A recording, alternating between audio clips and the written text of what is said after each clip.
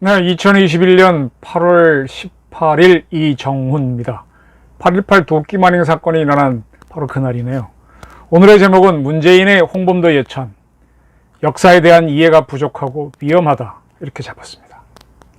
오늘 문재인 대통령 부부가 국립현축원을 찾아가서 홍범도 장군 유해 안장식에 참석했습니다. 이 자리에서 문 대통령은 홍범도 장군이 귀하는 어려운 시기 서로를 믿고 의지하며 위기 극복에 함께하고 있는 대한민국 모든 국민들에게 큰 희망이 될 것, 선조들의 고난을 되돌아보며 보란듯이 잘 사는 나라, 누구도 넘보지 못하는 강한 나라, 국제사회에서 존중받는 나라를 반드시 만들어야 한다 라고 연설했습니다. 그리고 추모사 말미에 나 홍범도 고국 강토에 돌아왔네. 저 멀리 바람찬 중앙아시아 빈들에 잠든 지 78년 만일세. 내 고국 땅에 두 무릎 꿇고 구부려 흙냄새 맡아보네. 가만히 입술도 대어보네. 고향 흙에 뜨거운 눈물 뚝뚝 떨어지네. 라는 이동순 시인의 홍범도를 읊기도 했습니다. 이러한 문 대통령의 행태를 보게 되면 홍범도의 공만 주목하는 것 같습니다. 박정희, 이승만, 전두환 씨에 대해서는 철저하게 과만 보려고 하는 사람이 왜 이러지요? 어떤 사건이나 사람을 볼 때는 공과를 같이 봐야죠. 홍범도라는 인물은 제가 며칠 전에 한번 방송을 했는데 다시 한번 정리를 하겠습니다. 그는 1920년 지금 중국에 가면 길림성에 연변 조선족 자치주가 있죠.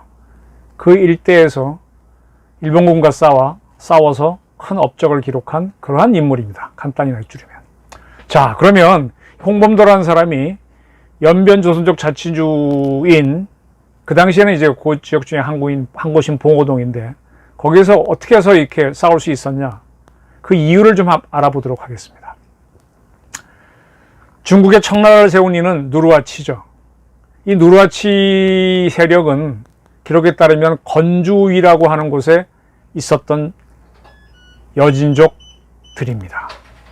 이 건주위가 어디냐에 대해서는 여러 가지 분석이 있는데 간단하게 정리하면 중국 요녕성 요양시 인근으로 보입니다. 지금 중국 가면 랴오냥, 요양이라고 하는 큰 도시가 있죠. 그 부근으로 보입니다. 누르하치는 이곳에 있다가 거기에서 이제 반기를 들고 명나라의 반기를 들고 일어납니다. 그리고 나서 금방 심양까지 차지합니다. 그래서 요양과 심양을 차지하면서 이제 실세가 되는데, 그리고 이제 심양에서 도읍을 만들게 되죠. 그러한 그가 산해관 만리장성이 시작되는 북경 근처까지 와서 싸우다가 사망을 합니다. 그리고 나서 이제 아들 홍타이지가 뒤를 잇게 되고요. 홍타이지 때 바로 청나라가 우리를 공격해서, 조선을 공격해서 병자호란이죠. 항복시켜서 우리가 청나라에 굴복을 하고 속국이 되는 겁니다. 그러한 홍타이지가 죽고 난 다음에 그의 동생인 도로곤이 홍타이지의 아들을 황제로 세우고 자신은 실세가 되어서 다시 명나라를 공격합니다. 그리고 1644년 승리를 하면서 베이징으로 수도를 옮기게 합니다. 네. 지금 요양 부근 건주에 있던, 그 다음에 그 이후로는 지금 심양에 가게 되면 옛날 그 청나라 궁터가 있습니다. 거기에 있던 청나라는 수도를 베이징으로 자금성으로 옮기게 되죠. 자, 이러한 청의 선조가 고려 말에 금나라를 세웠던 바로 그들입니다. 때문에 청나라는 처음에 누르하치는 자국의 이름을 후금이라고 했었죠.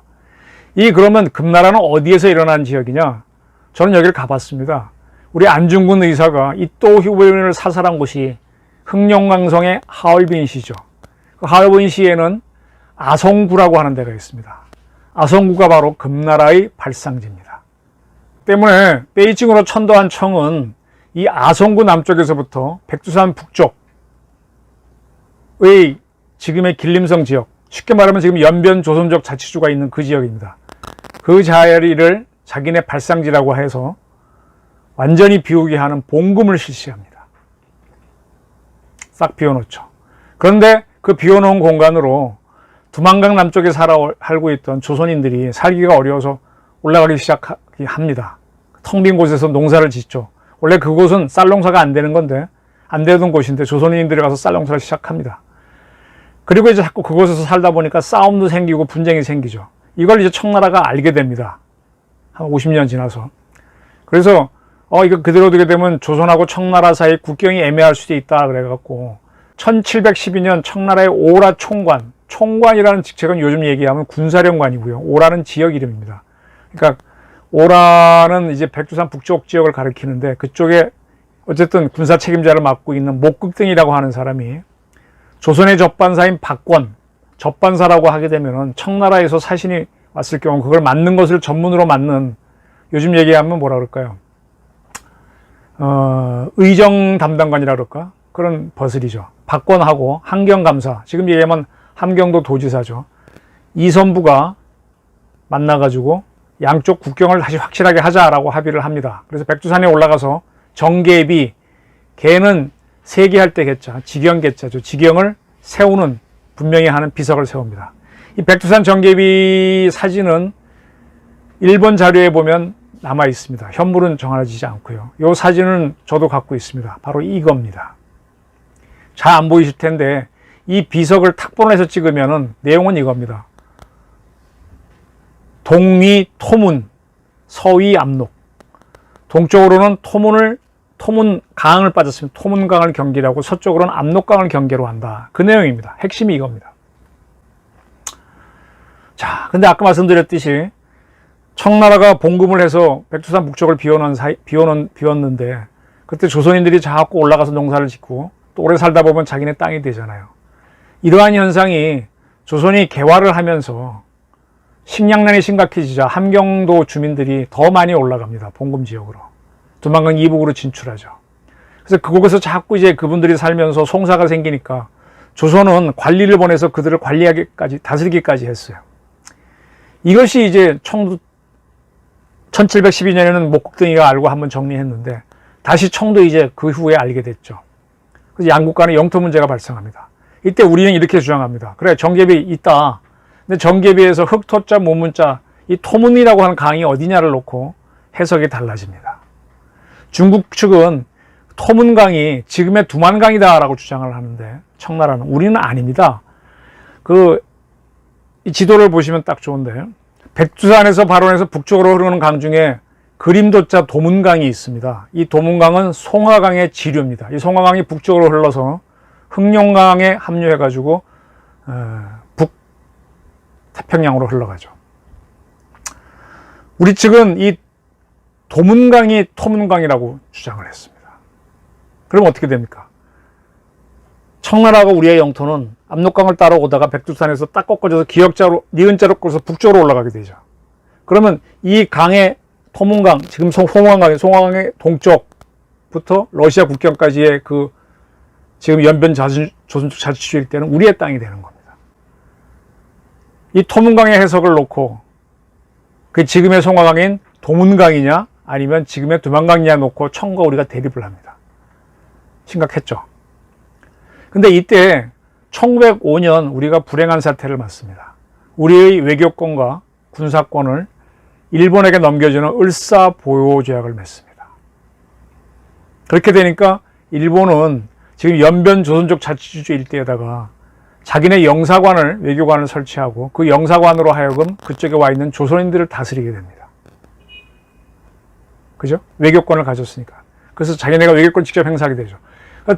조선의 대한제국의 외교권을 가진 일본이 1909년 청나라와 간도 협약을 맺으면서 정계비에 쓰인 토문강은 지금의 두만강이다라고 해석을 해줘버립니다.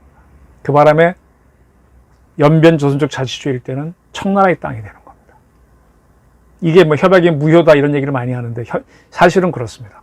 그때 우리는 이 지금 송화강, 두만강, 도문강하고 이쪽 두만강 사이, 강과 강 사이에 있죠. 사이에 있으면 섬이죠. 그래서 이걸 간도라 그럽니다. 간도. 두만강 북쪽에서 북간도라고 많이 부르기도 하고 간도. 반대로 압록강하고 송화강 사이는 서쪽 간도, 서간도라고 불렀습니다. 그렇게 되는 겁니다. 그래서 이제 이렇게 됐는데 이것이 이제 우리한테 굉장히 자극을 하게 되는 거지 않습니까? 근데 1905년 우리가 을사보여작을 맺으면서 외교권과 군사권을 포기했기 때문에 대한제국은 군대를 해산합니다. 군대가 없어지니까 우리 조선인 중에 총을 쏠 수 있는 사람들은 사라지는 거예요. 그때 누가 총을 쏠 수 있었느냐? 함경도와 평양도 일대에서 사냥을 하는 사람들만 총을 쏠 수 있게 됩니다. 그들을 사냥꾼을 산포수라고 불렀는데 그들을 중심으로 독립운동을 하려는 무장 조직이 만들어집니다. 그 직전에 청나라는 힘이 없어요. 일본한테 눌립니다. 근데 바로 옆에 블라디보스토크까지 내려온 러시아가 있었습니다. 러시아는 1905년 을사보호작이 있기 전 일본하고 싸웠습니다. 졌지요. 러일전쟁에 졌지요. 그래서 조선에서 물러났습니다. 물러나긴 했지만 일본에 대한 적대감이 있었기 때문에 조선인들을 환대합니다. 아주 이른 시기에 그러한 연해주로 흘러가서 성공을 한 사업가 중에, 조선인 사업가 중에 최재형, 지금 대통령 선거에 나서겠다고 하는 국힘당의 전 감사원장 최재형 씨와 같은 최재형 씨가 있었습니다. 그가 배를 타면서 큰 돈을 모았는데 그가 독립운동을 하겠다는 의지를 보였기 때문에 러시아로 넘어간 사람들이 독립운동을 하게 됩니다. 그러한 사람 중에 한 멤버가 그 유명한 안중근입니다. 안중근을 중심으로 한 이 세력들은 1907년인가 8년에 두만강을 건너 지금의 한경북도로 쳐들어옵니다. 그때 일본이 19사단인가 거기 있었는데 그들과 싸웠어요. 이기지 못한 걸로 알고 있습니다. 이 전투를 한번 치르고 난 다음에 안중근 세력들은 야, 싸워서는 이기기가 어렵다. 우리는 일본은 요인들을 암살하는 테러로 가야 된다. 이런 판단을 했던 것 같아요. 그래서 테러 위주의 독립운동을 하기로 하고 뜻이 맞는 사람끼리 의형제 같은 조직을 맺죠. 그래서 손가락 하나를 자릅니다. 이게 손가락 자를 단자 손가락 지에서 단지 동맹을 맺습니다. 그러면서 일본 요인을 암살할 첫 번째 테러리스트로 1번 안중근, 2번 누구, 3번, 4번 쭉 정해놓습니다. 그러던 차엔 1909년 이토 히로부미가 러시아의 재무부 장관을 만나서 러일전쟁 이후에 러일 문제를 논의하기 위해 하얼빈으로 온다는 소식을 들었습니다. 근데 그때는 사진이나 이런 게 발전하지 않았을 때니까 안중근은 이토 히로부미는 얼굴을 모르잖아요. 그 소식만 듣고 총을 차고 숨겨서 하얼빈역으로 갑니다. 그리고 뭔가 요인이 오는 듯한 행사가 열리니까 그 앞으로 가죠. 그래서 거기서 이렇게 말을 걸죠. 그러니까 쳐다보니까 그때 에스페란토로 우라꼬레 뭐 외치면서 대한독립 만세 외치면서 총을 빵 쏘고 뭐 욕을 하면서 쏘고 땅땅 쏴서 이토 히로부미를 사살시킵니다. 그럼 정리하게 되면 안중근 세력은 일본과 대립관계에 있던 러시아를 근거로 움직이던 우리 독립군 세력입니다. 이때까지만 해도 연변 조선족 자치주적 간도를 중심으로 한 독립운동 세력은 아직 형성되지 못했을 때입니다. 조선 안에서의 독립운동 세력은 더 형성되지 못했을 때입니다. 이 사건을 딱 겪고 난 다음에 일본이 야, 이 조선 그대로 두면 안 되겠다 해서 그 이듬해 한일 합방으로 가는 겁니다. 그리고 계속 러시아에 압력을 가합니다. 너희가 어떻게 했길래 거기서 테러리스트가 나와서 우리 요인을 사살하느냐. 그러면서 러시아가 스트레스를 받아서 최재형 씨를 비롯한 조선 독립 세력들을 탄압하면서 러시아를 근거로 활동하던 조선인 조직들, 독립운동 세력들은 상당히 약해집니다. 그래서 한 세대가 지나가죠. 그 다음에 아까 말씀드린 대로 한일 합방이 되고 났잖아요. 그 다음부터 이제는 조선 군대도 없어지니까 총 쏠 수 있는 사람은 사냥꾼밖에 없습니다. 그 사람들을 중심으로 이제 반일 감정을 가지면서 1910년 이후에 서서히 무장 조직이 만들어집니다. 이분들이 함경도나 평안도에서 활동하는데 일본이 계속 탄압하니까 두만강을 넘어서 옵니다. 러시아로 가지 못하고 탄압이 적은 간도로 가는 거죠. 근데 이때 넘어온 사람 중에 두각을 나타내는 사람이 홍범도입니다. 홍범도는 키가 190cm로 제가 180인데 저보다 훨씬 컸대요. 아주 장대하고 기운이 장사고 사격이 뛰어났답니다. 아주 몸이 타고났던 모양이에요. 용감했고요. 그리고 1868년생이라서 1910년에 이미 나이가 42세였습니다. 매우 나이가 많았죠. 나이가 많으면 나이도 벼슬이지 않습니까? 따라서 사냥꾼들의 리더가 될 수가 있었죠. 근데 그때쯤 간도에 조선인촌들이 많았는데 그 촌을 노리고 누가 쳐들어오면 마적단이 쳐들어옵니다. 털립니다. 무정부 상태니까. 그래서 그 자경단을 마을마다 만듭니다. 자경단을 만들고 무사를 고용해야 되는데 누굴 고용하느냐?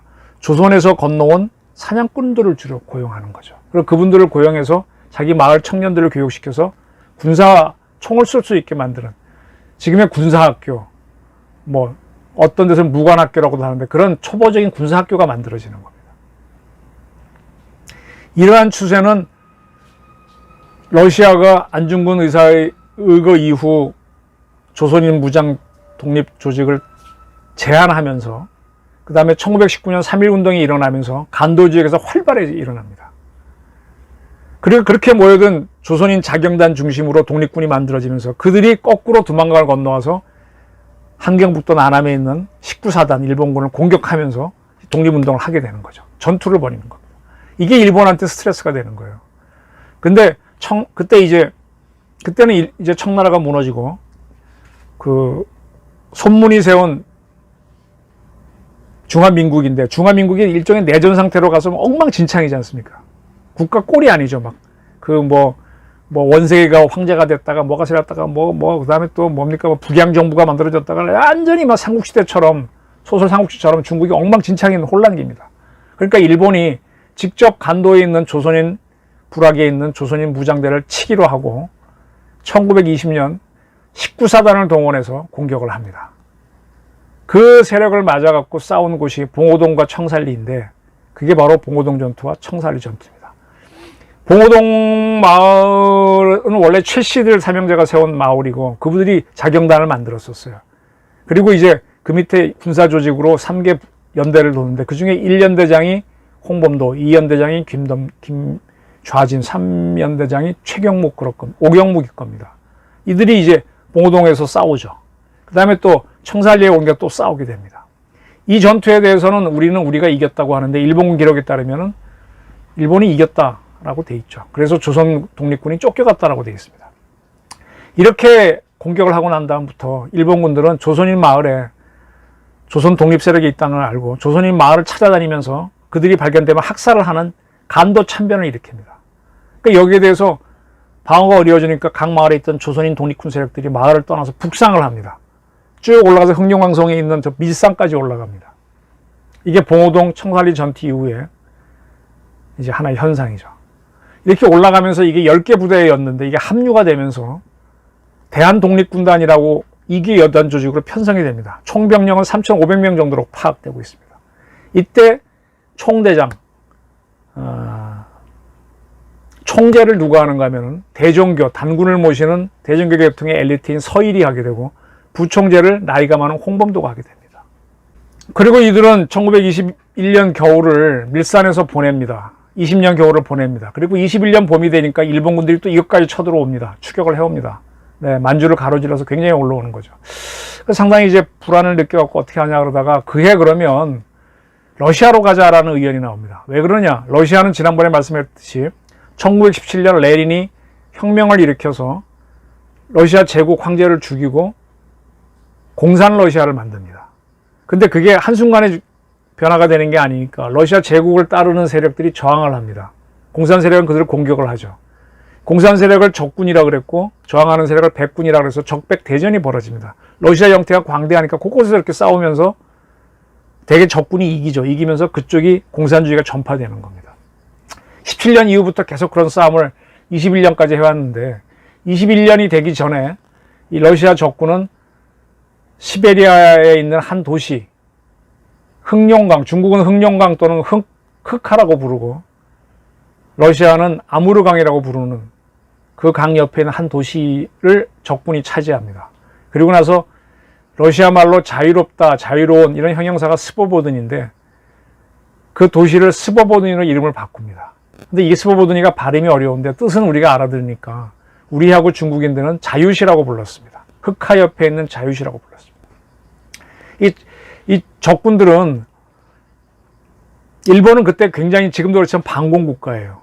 러시아랑 러일 전쟁도 치렀지만은 공산화된 러시아하고도 각을 세웠습니다. 다만 전쟁을 안 하고 있을 뿐이지. 근데 그러한 일본에 대해서 위기를 갖고 있고 또 백군을 쳐야 되니까 이 공산 러시아 적군은 무장 세력이 자기한테 들어오기를 원했습니다. 그래서 대한독립군단도 들어와라, 우리가 받아줄게, 이렇게 합니다. 일본군에게 쫓기는 대한독립군단이 고민을 하다가 가기로 결정합니다. 이때 김자진은 야, 공산주의는 절대 못 믿어 하고 안 갑니다. 근데 서일은 가기로 결정합니다. 갔죠. 갔더니 아까 최재형 씨가 이제 러시아에서 세력을 만들었는데, 그가 떠난 다음에 러시아에서는 공산당에 가입한 조선인들이 나왔는데, 그 대표가 이동이라고 하는 인물입니다. 또 이르크츠크라고 하는 연해주에 있는 한 지역에서도 조선인 공산당 조직이 만들어졌습니다. 그 두 조직이 스포보드니에 와서 들어온 독립군단을 내가 지휘하겠다고, 내가 통수권자라고 하면서 둘이 싸워버립니다. 이 싸움이 커져갖고 서로 총격전이 벌어집니다. 그러니까 공산 러시아군인 적군이 반란이 일어났구나 하고 대한독립군단을 공격을 합니다. 많이 죽이고 무장을 해제시키죠. 그런 다음에 항복을 시켜갖고 공산 러시아군 제5군단 예하의 고려인 여단, 고려혁명군이라고도 하죠. 그건 뭐 러시아 말을 어떻게 번역하라 따라 달라집니다. 고려인 여단, 고려인 혁명군으로 바꿔버립니다. 그러면 바꾸는데 이때 서일은 아차, 내가 실수했구나 해서 다시 밀산으로 빠져나와 자살을 하는데, 홍범도는 그 자리에 남아서 이 고려혁명군의 대장을 해버립니다. 그럼 정리하면 어떻게 되느냐? 우리 독립을 위해서 싸우려고 한 세력이 3,500명이 모여들었습니다. 싸웠습니다. 근데 일제에 쫓깁니다. 쫓겨갖고 어떻게 흘러올라가서 러시아로 들어갔습니다. 그럼 러시아에서 은거지로 해서 다시 일본과 싸울 수 있어야 되는데, 그만 러시아한테 우리 대한독립군단을 바치는 꼴이 돼버렸어요. 이 바치는 걸 할 때 헌납한 사령관이 누구냐? 홍범도가 돼버린 겁니다. 홍범도는 머슴 출신이고 그래서 지략적이지 못했던 것 같아요. 그냥 되는 대로 살았던 것 같아요. 이렇게 되면 우리 조선인 중에서 일본과 싸우겠다는 사람이 없어집니다. 싸우겠다는 사람이 3,500명이 모였는데, 그전에는 최재형 씨 중심으로 모였다가 그게 한번 완중군의 의거로 와해가 되고, 그 다음에 만들어진 게 이 대한독립군인데, 이것이 1921년 자유시 참변으로 사라지는 겁니다. 그 다음부터는 우리는 싸우겠다는 사람이 개인적으로는 나올 수 있지만 조직화가 안 되는 겁니다. 그래서 상해임정이 1919년에 만들어지는데, 상해임정은 처음에 외교로만 하다가 나중에는 김구 중심으로 테러 위주로 안중근, 윤봉길, 이봉창 의거식 테러식으로 가게 되는 거죠. 군사조직을 못 만드는 거예요. 그 다음에 김원봉, 공산주의자인 김원봉이 의열단을 만들어서 역시 테러 위주로 하는 겁니다. 어떻게 테러를 했는가는 영화 암살, 문재인 대통령이 종화했던 암살에 잘 나와 있죠.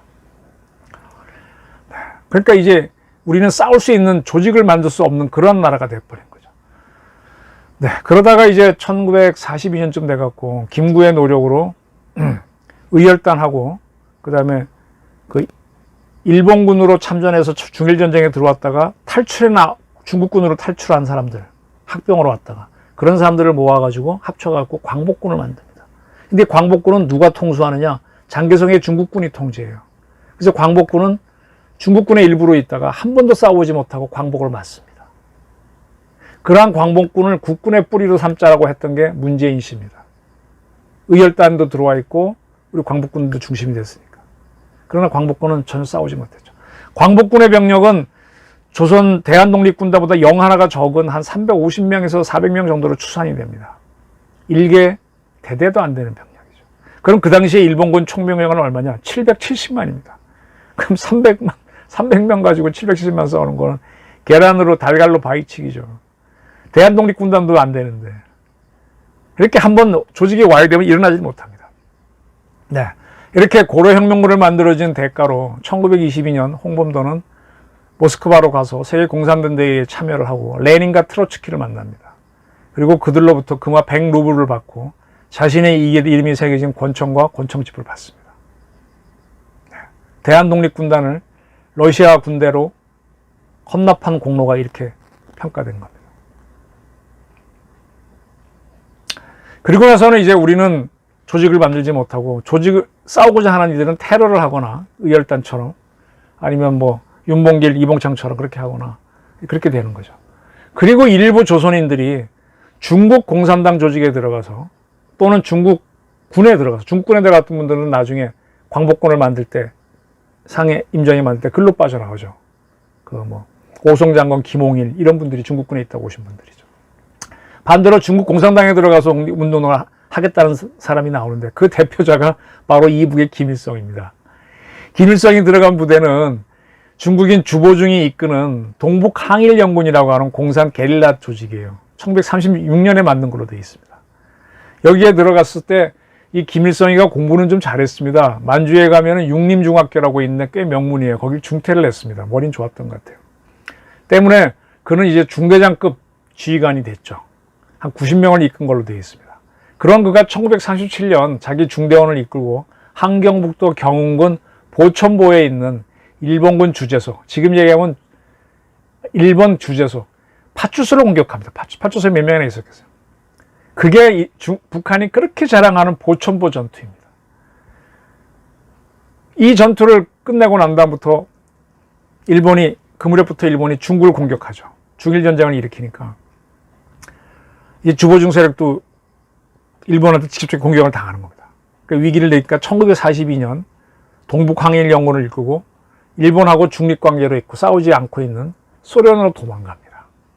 소련군은 이들을 받았고 주보중 부대를 받아가지고 그것도 한 3,500명 정도로 알려져 있습니다. 88 독립저격여단 소련군에 편입시킵니다. 그 여단원 중에는 중대장급으로 김일성 대위가 있었던 거죠. 그리고 그는 몇 년 지나서 소자로 진급합니다. 소령이 돼 있습니다. 그리고 1945년 미국이 히로시마 나가사키에 원폭을 투하하니까 그날 바로 소련이 일본에 선전포고를 하면서 일본을 공격하겠다고 합니다. 그리고 바로 만주하고 극동에 있는 러시아군이 북한으로 진주합니다. 일본군은 거의 저항도 안 하죠. 이렇게 막 내려와서 북한을 차지하니까 그때 미국은 오키나와에 와 있었거든요. 갑자기 뛰어든 소련한테 고맙긴 하지만 너무 내려오지 말라고 38도선까지만 내려와서 일본군을 무장해제라고 합니다. 그걸 받아들이죠. 그리고 절대 소련은 일본 들어오지 말라라고 하고 그걸 어기고 이제 소련군이 북해도 북쪽에 4개 섬을 차지하긴 하지만 더 이상은 못 내려옵니다. 그래서 소련이 이제 북한에 들어와서 일본군을 무장해제 시킨 다음에 자국군에 속한 김일성이라고 하는 조선인이 있잖아요. 소자. 그를 내세워서 북한 정부를 만들어주는 겁니다. 그 덕택에 김일성은 북한의 군주가 된 겁니다. 그러면 이러한 기회는 고려혁명군 리더가 됐던 홍범도가 누릴 수 있었어요. 1921년에 그는 자유주의 참변 이후 고려혁명군 일종의 지휘관이 됐으니까. 근데 그는 이 기회를 못 찾습니다. 왜? 또 다른 사건 때문입니다. 중일전쟁이 일어난 1937년 소련을 이끌고 있던 스탈린은 극동 러시아에 있는 많은 조선인들이 그때 조선은 일본에 합병되어 있었잖아요. 일제히 지령을 받아 움직여서 밀정으로 역할할 수 있다는 두려움에 빠집니다. 아직 일본과 전쟁을 하지 않았지만 일본하고 워낙 사이가 안 좋으니까 러일전쟁 이후로 계속 안 좋았으니까. 그래서 극동 러시아에 있는 조선인 한 35만 명을 어느 날 갑자기 다 불러 모아서 기차에 태운 다음에 횡단열차를 통해서 중앙아시아 가서 아무데나 뿌립니다. 그때 아마 절반 이상이 죽은 걸로 알고 있어요. 얼마나 죽은지도 몰라요. 그리고 살아남은 이들이 지금의 고려인이 됐습니다. 그때 홍범도도 그곳에 카자흐스탄에 뿌려집니다. 살아남았죠. 카자흐스탄에 살아남은 고려인들이 아무 의지할 데가 없잖아요. 홍범도 중심으로 모입니다. 왜? 홍범도는 소련 공산당원이 됐고 그나마 인정받던 사람이니까 홍범도를 내서야만 소련한테 살아남을 것 같거든. 사실은 역적인데 거기에 붙은 거죠. 근데 역정도 소련한테 배신을 당했으니까 어쩔 수 없는 거죠. 그래서 이제 홍범도가 카자흐스탄의 고려인의 중심이 됩니다. 그러나 그는 덕분에 그는 소련 공산당원이기 때문에 허드렛 농사를 안 짓고 그 월급쟁이 할 수 있는 극장인 수의를 하다가 43년에 죽습니다. 그리고 난 다음에 소련이 북한에 진주하니까 카자흐스탄에 있던 고려인들이 또 징발을 당합니다. 북한에 가서 북한 건국을 돕자. 카자흐스탄이나 그 우즈베키스탄에 있던 고려인들이 북한에 가서 건국 사업을 하죠. 그리고 6.25 전쟁도 일부 참전합니다. 근데 전쟁이 끝난 다음에 김일성이 이 소련파를 다 칩니다. 그 중에 일부는 다치기도 하고 일부는 고향 카자흐스탄으로 돌아와가지고는 반김일성 노선을 유지하니까 북한은 홍범도의 공을 인정 안 하는 거죠. 홍범도는 사실 평양 출신입니다. 그래서 사실은 홍범도의 유해는 북한이 끌고 가져가서 혁명 열사령에다 했어야 되는데 절대 안 한 거죠. 이렇게 세월이 흘러온 겁니다. 그래서 홍범도는 남북한 모두 벼려진 존재가 됐는데 1962년 박정희 정권이 홍범도가 그래도 봉오동 전투도 있고 청홍사리 전투도 있으니까 뒤늦게 인정하자 그래서 건국훈장 대통령장을 수여합니다. 죽은 사람한테. 그러나 그때 우리하고 소련은 국교가 없으니까 그의 시신을 갖고 오는 건 못하게 되는 거죠. 그리고 한참 세월이 지났습니다. 그 다음에 1991년 우리가 소련과 수교를 하고 그해 연말 소련이 쪼개져서 12개 공화국으로 쪼개지죠. 카자흐스탄하고도 이제 자동 국교를 맺었는데 그때 우리가 그 홍범도 씨의 유해를 갖고 오자 상당히 우리가 관대했어요. 근데 이제 카자흐의 고려인들이 우리의 상징은 안 된다 해서 못 가지고 오다가 그 다음에 문재인 정권이 지금 모셔온 겁니다. 그냥 모셔온 게 아니라 카자흐 대통령을 국빈문 방문으로 초청하고 또 여러 가지 혜택을 주겠다고 하면서 모셔왔습니다. 이렇게 모셔옴으로 해가지고 남북의 좌파 우파가 통합된 것처럼 이렇게 꾸민 겁니다. 자, 좋습니다. 여기까지는 상징 조작인데 좋은데 주목할 내용이 여기를 보셔야 됐습니다. 아까 안장식에서 문재인 대통령이 이런 연설을 했다 그랬죠. 선조들의 고난을 뒤돌아보며 보란듯이 잘 사는 나라, 누구도 넘보지 못하는 강한 나라, 국제사회에서 존중받는 나라를 반드시 만들어야 한다 라고 문재인 대통령은 얘기했고 8월 15일 문화역사 284 옛날 서울역이죠. 열린 광복절 기념식에서 그는 대한민국이 G7 수준으로 성장했다고 선언했습니다. 정리를 합시다. 지금 대한민국은 G7, G8 수준으로 와 있습니다. 이러한 경제 발전은 누가 만든 겁니까? 이승만, 박정희, 전두환이 만들었고 그 다음에 김대중, 김영삼, 문재인, 노태우는 민주주의를 하자라고 하면서 인민민주의를 키웠던 사람들입니다. 경제 발전은 별로 관심이 없었어요. 근데 이러한 세력들이 지금 와서 폼을 잡기는 누구 덕택에 잡느냐? 박정희, 이승만, 전두환 때문에 폼을 잡습니다. 근데 그들은 독재자이고 친일파라고 몰고 있습니다. 그 모는 거에 앞장선 사람이 김원홍이라고 하는 광복회장이죠. 이승만은 반일, 독재자, 전두환은 살인자, 이렇게 이런 식으로 막 마구 몰고 있죠. 우리가 식민 상태였을 때는 3,500명의 병력, 350명의 병력 만드는 것도 힘들었습니다. 그때 일본은 200만, 700만을 갖고 있을 때입니다. 지금 대한민국은 60만 군대를 운영하고요. G8 수준으로 발전했습니다. 그리고 일본과 우리의 1인당 국민소득은 차이도 없습니다. 이러한 발전을 누가 만들었습니까? 자유민주자들이 만들었습니다. 근데 이런 사람들이 친일파라고 몰아놓고 그 다음에 우리가 누구도 넘볼 수 없는 잘 사는 나라, 강한 나라가 된 거는 홍범도의 덕이다? 이렇게 돌리면 이게 말이 됩니까? 궤변인 거죠. 그래서 내가 문재인의 홍범도 예찬은 역사에 대한 이해가 부족하고 천박하고 위험하다라고 말하는 겁니다. 이러한 사상을 갖고 있는 사람들이 바로 주사파 386들입니다. 저도 한때 여기 굉장히 매료돼서 우리가 많은 걸 숨기고 있구나 그랬는데 캐고 보니까 별 캘 게 없더라고요. 다만 모르는 것이 조금 알게 됐을 뿐이고 모르는 걸 알고 나서 보니까 그것도 큰 파이가 아니고 요만한 파이였습니다. 결국은 윤봉창, 이봉창, 윤봉길 선생처럼 독립운동가들은 우리가 해방되면서 모셔올 수 있는 사람 다 모셔왔어요. 김자진도 모셔왔고요. 그 전에 가족들이 모셔온 분들도 있고, 이육사나 김자진 선생 유해는 가족들, 친지들이 모셔왔고, 안중근 선생은 일본이 유해를 아예 없앴길래 아직도 못 찾고 있는 거고요. 홍범도는 소련 땅에 있어서 못 가져온 거고, 그 후에 카자흐스탄이 반대해서 못 가져온 거고, 별거 없습니다. 근데 이렇게 뒤늦게 갖고 와서 좌우합작의 상징인장 자랑을 하고 역사 왜곡을 하게 되면 문재인 대통령이 이렇게 자랑하는 G8 국가로 만들어진 사람들을 폄하시키면서 자랑하게 되면 이거는 역사 왜곡이라는 거죠. 그리고 더 심하게 말하면 대한독립군단을 공단 러시아군에 협납한 사람을 어떻게 영웅으로 만들 수 있냐. 박정희 대통령은 만주군 중위를 했다고 그렇게 친일파를 그 하나 때문에 모는데 대한독립군단은 전체를 공산 러시아에 박힌 사람을 어떻게 애국자로 봅니까? 그러한 소련이 사주로 북한이 전쟁을 일으켰고, 그러한 소련이 김일성을 내서 북한을 만들게 했고, 그러한 김일성이 자식이 핵을 만들어 우리 위협하는데, 미필적 고의라도 책임을 물어야 되는데, 이게 뭡니까, 이게? 그래서 문재인 정권은 인민민주주의 세력일 수 있다. 매우 위험하다. 역사에 대한 정확한 이해도 없다. 제가 아까 청나라가 어떻게 생겨났고 어디서 생겨났고 그들이 왜 봉금을 했고 목국등하고 백두산 정계배의 내용이 무엇이고 그에 따라서 그 빈 공간에 조선인들이 왜 올라갔고 처음엔 러시아에서 안중근이 나왔고 그 다음에는 봉오동 청산리 전투에서 독립군이 나오게 되는 역사적 사건을 설명했습니다. 저도 이런 거 정리하느라고 공부 많이 했습니다. 이런 걸 이해하지 못하고 단편적으로 알면 문재인, 김원영류의 오도된 역사관, 남한테 이용당하는 정치관을 갖게 됩니다. 이걸 벗어나야 됩니다. 역사교육 제대로 시켜야 됩니다. 팩트를 가지고. 지금 국사교과서 문제를 갖고 한동안 좌우 대립이 심했는데 자꾸 이념을 집어넣는 게 문정권 세력들입니다. 위험합니다. 팩트를 위주로 가야 됩니다.